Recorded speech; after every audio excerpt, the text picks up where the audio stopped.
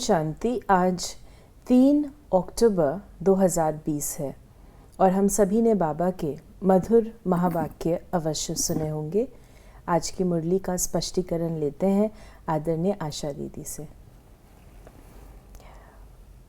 आज की मुरली में बाबा ने कहा, मीठे बच्चे, आत्मा रूपी बैटरी 84 मोटरों में जाने के कारण डल हो गई है।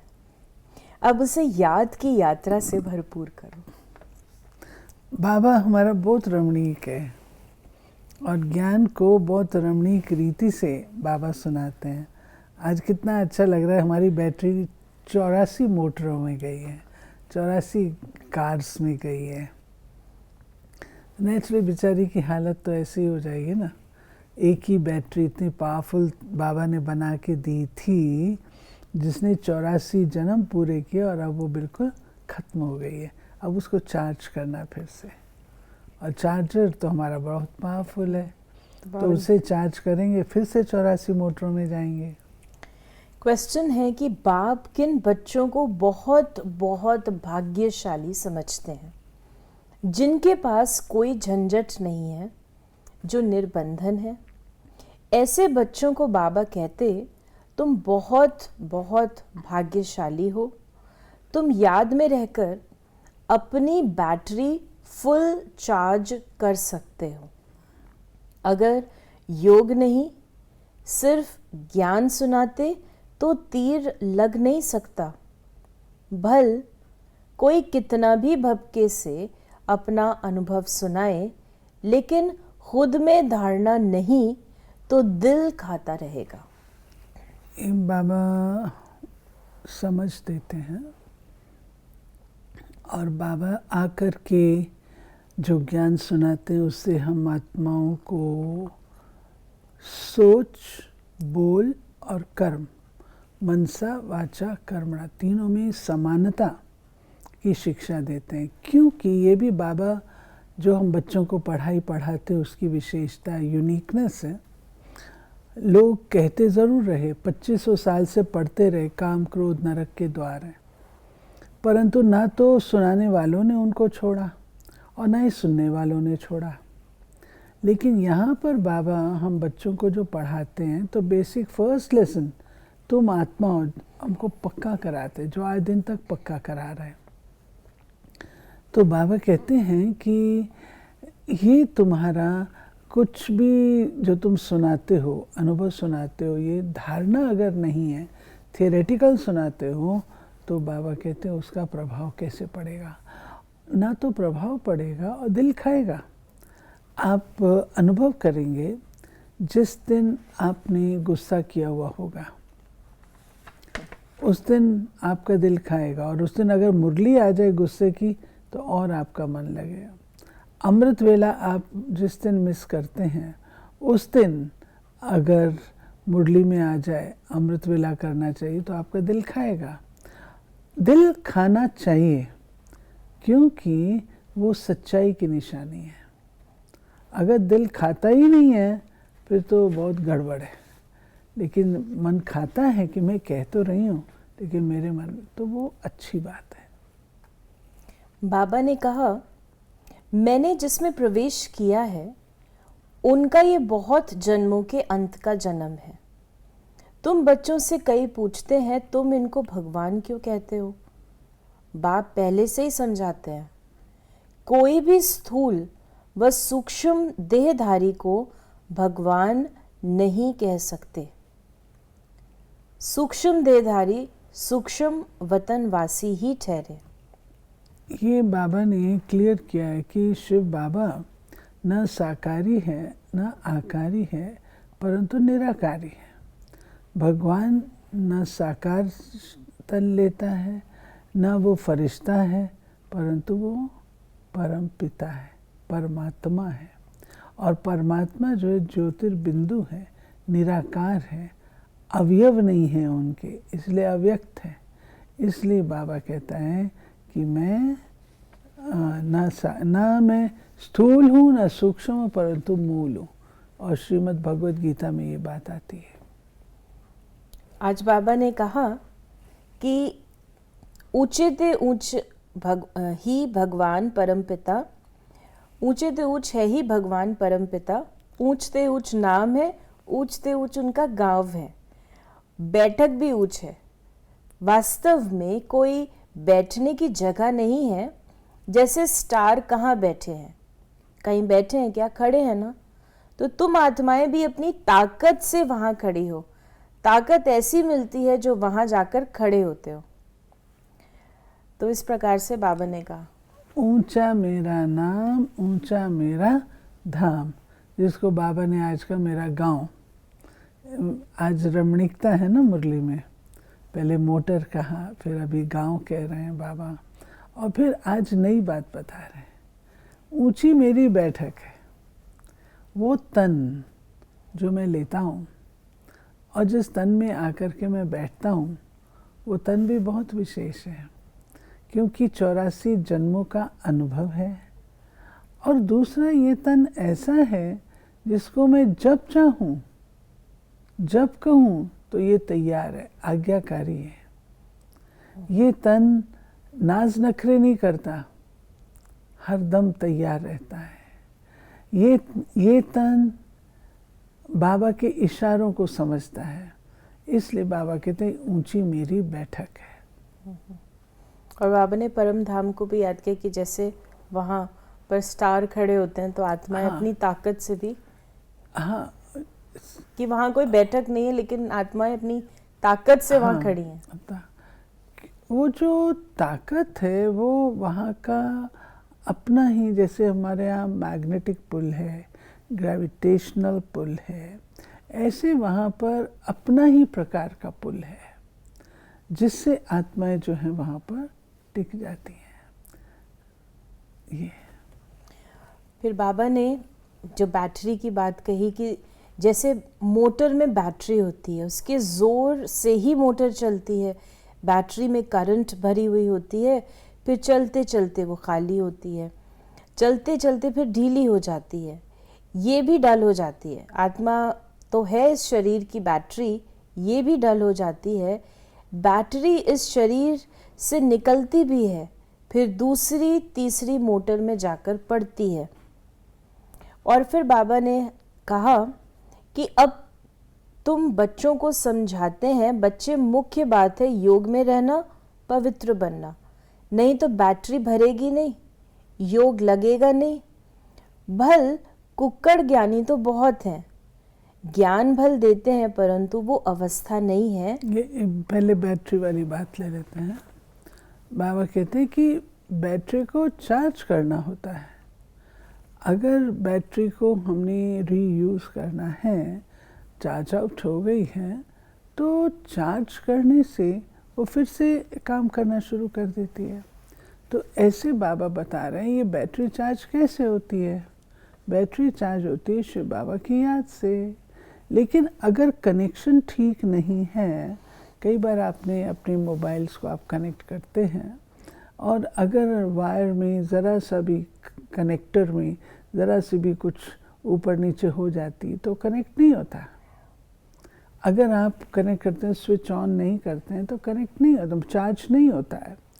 ऐसे ही बाबा कहते हैं जब बैटरी को चार्ज करना है तो मैं चार्जर से कनेक्ट हो रही हूँ, इस बात की भी स्मृति रहनी चाहिए, शिव बाबा की याद रहनी चाहिए कि मैं अपनी बैटरी शिव बाबा की याद से चार्ज अप कर रही हूँ। यही बाबा ने कहा कि यहाँ बड़े भपके से अनुभव सुनाते, अंदर खाता रहता है, मैं जो वर्णन करता हूँ ऐसी अवस्था तो नहीं है। कई फिर योगी तो आत्मा बच्चे भी हैं, बाप तो बच्चों की बहुत महिमा करते हैं।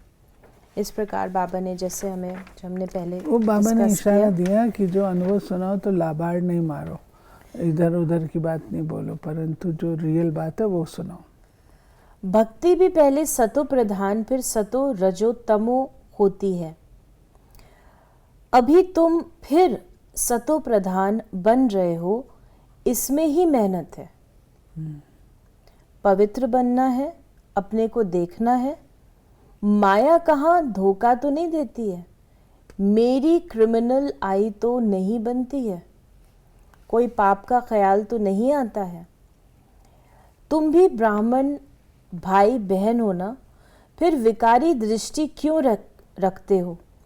ब्राह्मणों को तुम अच्छी रीति दृष्टि दे सकते हो। क्योंकि आत्मा को जानते हैं ना ब्राह्मण।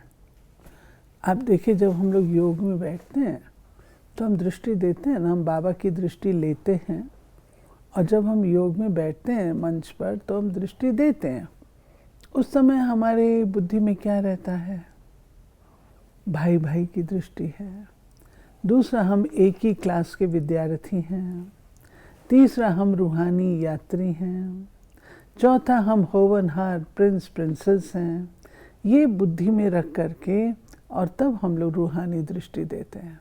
ऐसे ही नहीं देखते हैं, लेकिन दृष्टि देना अर्थात उसमें पावनता, रूहानियत वो होना चाहिए। और ब्राह्मण, सब ब्राह्मण इस बात को समझते हैं, तब बाबा ने कहा ब्राह्मणों को दे सकते। अभी तुम बच्चे ही जानते हो ब्रह्मा की संतान ब्राह्मण ब्राह्मणियां बनकर फिर देवता बनते हैं। और फिर बाबा ने कई बार आँखों के लिए भी कहा कि ये आँखें बहुत धोखा देने वाली हैं, उनको बदलना है। हम आत्मा हैं, अभी तो हम शिव बाबा के बच्चे हैं, अडॉप्ट किए हुए भाई बहन हैं। हम अपने को बीके कहलाते हैं। हम अडॉप्टेड बच्चे हैं ना बाबा के। बाबा ने हमको मुख वंशावली कहा है, मुख से अडॉप्ट किया, बच्चे तुम मेरे बच्चे हो। तो बाबा कहते हैं मुख वंशावली, आपस में भाई बहन हो गए।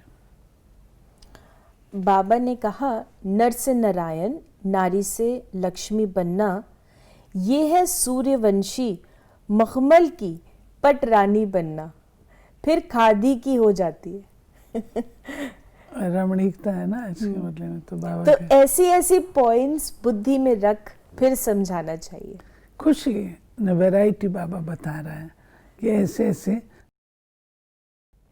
खुशी से समझाओ। पहले हम मखमली पटरानी हैं अर्थात सतो प्रधान हैं, सूर्यवंशी हैं, बाद में आकर के खादी के अर्थात बिल्कुल ही डाउन हो जाते हैं। वैसे तो खादी को अच्छा माना जाता है, लेकिन मखमल के कंपैरिजन में बाबा कह रहे हैं।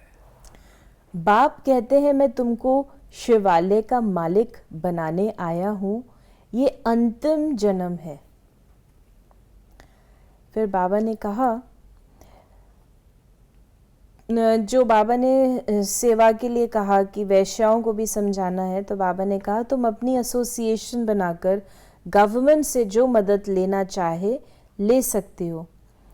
तो बाबा ने कहा कि तुम्हारी भी यूनियन बहुत पक्की चाहिए, जो 10-12 आपस में मिलकर जाएं, समझाएं, माताएं भी अच्छी हो, कोई नया युगल हो, बोले हम पवित्र रहते हैं। पवित्र रहने से ही विश्व के मालिक बनते हैं, तो क्यों नहीं पवित्र बनेंगे। सारा झुंड का झुंड जाए, बड़ी नम्रता से जाकर कहना है हम आपको परमपिता परमात्मा का पैगाम देने आए हैं। विनाश सामने खड़ा है। बाबा भिन्न भिन्न युक्तियां बता रहे हैं। कुछ समय पहले भी बाबा ने कहा था, इन दिनों बाबा की मुरली चल रही है कि ऐसी आत्माओं को भी समझाओ। तो इसको किया गया था और देखा गया कि इसका जो नतीजा है वो कोई थोड़ा समय चलते हैं, फिर वापस उनको वो संस्कार ले जाते हैं। इसी प्रकार बाबा ने कहा ऐसा काम करो जिसमें वाह वाह हो, हजारों मदद देने वाले निकल आएंगे। आज का वरदान है अपने श्रेष्ठ जीवन द्वारा परमात्म ज्ञान का प्रत्यक्ष प्रूफ देने वाले माया प्रूफ भाव। अपने श्रेष्ठ जीवन द्वारा परमात्म ज्ञान का प्रत्यक्ष प्रूफ देने वाले माया प्रूफ भाव। स्वयं को परमात्म ज्ञान का प्रत्यक्ष प्रमाण व प्रूफ समझने से माया प्रूफ बन जाएंगे। प्रत्यक्ष प्रूफ है आपकी श्रेष्ठ पवित्र जीवन। सबसे बड़ी असंभव से संभव होने वाली बात प्रवृत्ति में रहते पर वृत्ति में रहना। देह और देह की दुनिया के संबंधों से पर यानी न्यारा रहना, पुराने शरीर की आँखों से पुरानी दुनिया की वस्तुओं को देखते हुए न देखना, अर्थात संपूर्ण पवित्र जीवन में चलना, यही परमात्मा को प्रत्यक्ष करने व माया प्रूफ बनने का सहज साधन है। आज का जो स्लोगन है, अटेंशन रूपी पहरेदार। जो बाबा कहते हैं ना प्रत्यक्ष, वो जो बाबा ने पहले शुरू में पॉइंट कही है कि परमात्मा, आज वरदान से भी यही बात लगती है, अनुभव की अथॉरिटी बनो, अनुभव स्वरूप बनो, मन वचन कर्म तीनों में समानता हो। आज की मुरली में तो उसमें प्रत्यक्ष प्रमाण, लोग चाहते हैं प्रत्यक्ष प्रमाण, और प्रत्यक्ष प्रमाण जो है वो हमारा जीवन ही है। जिस जीवन से 5 विकारों का खात्मा हो, जिस जीवन में पवित्रता का सहवास हो, ऐसा जीवन कौन बना सकता है? परमात्मा ही। एक भी ऐसी आत्मा इस सृष्टि रंगमंच पर नहीं आई है जिसने इतने सारे लोगों को पवित्र बनाया हो। ताकत नहीं है ना, परमात्मा ही बना सकते हैं। तो हमारा ये प्रत्यक्ष प्रमाण यही है। और माया प्रूफ जब आप वर्णन करते हैं तो माया से भी बचे रहते हैं। स्लोगन है, अटेंशन रूपी पहरेदार ठीक है तो अति इंद्रिय सुख का खजाना खो नहीं सकता। अटेंशन रूपी पहरेदार ठीक है तो अति इंद्रिय सुख का खजाना खो नहीं सकता। गुलजार दई कहा करते हैं, खबरदार और होशियार दोनों। अटेंशन रखने से हम सतर्क रहेंगे तो गठरी में चोट लगेगा ही नहीं। तो ये थे बाबा के आज के महावाक्यों का स्पष्टीकरण।